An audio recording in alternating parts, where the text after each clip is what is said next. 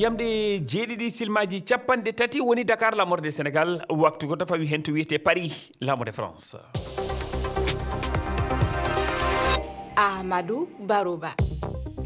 tedduɓe heeɗiɓe refi fulfulde jamala wale mon bismilla mon e ley kabaruji ɗi ko ɓuri hen tengtude oɗo subaka alarba balɗe 12 lewru 11 hitande ujunnaje ɗiɗi e nogas e joyyi hertoriɓe ndenagu e jooma gandal en mbaɗi yewtere mawde e dow toɓɓere eɓɓore jenim nde fedde kuliyankore nde sembe muɗum ɓeydi e nder Sahel e Afrique banggue hirnangue ɓe jewti battane golle mayre e dow jaam e deƴere Sahel e Afrique hirnangue ma en gartu e ndeɗo toɓɓere to Guinée kam paame golle simandu fuɗɗama hanki talata fodde milliard uji nogas kalis dollar waɗama hen nde eɓɓore simandu ko ɓamtore Guinée ɗum holli horeɓe ɓe ko horejo laamu fadde ngu o wiyete ko Mamadi Doumbouya ardino kawrital ngal tawi omo wondi e hono makko en horejo Gabon Brice Clotaire o ligguima e biyeteɗo Paul Kagame kanko ardi leydi biyetendi Rwanda e ñalande ɗiɗaɓerde jonde winder yankore yowitinde e mbayligo weeyo to Belem leydi Brésil gonɗen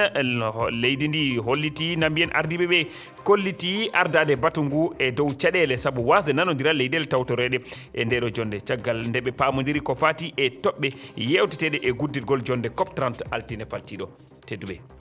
bisimilla mon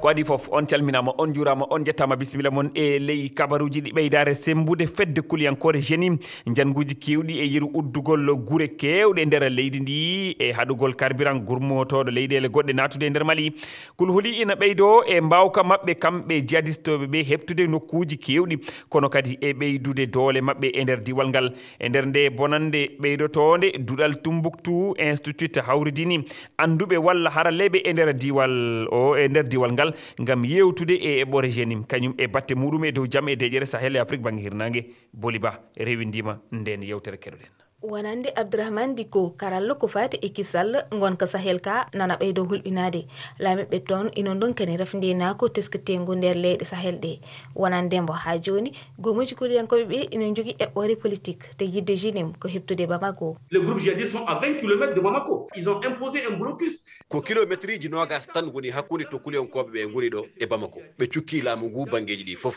ala ko woni fandare mabɓe so wona heptude lamanteri leydi ndi e juuɗe mabɓe kono kam ina joga jorto ɓe ngala sembe mum ɓe ngala peeje mum hay so tawi ɓe kumpodirani yogo e lundiɓe laamu ngu ɓen jiiɗi ko walludeɓe e no ɓe jettiniri nden fandare alors qu'ils sont au pouvoir aujourd'hui de gérer le pays comme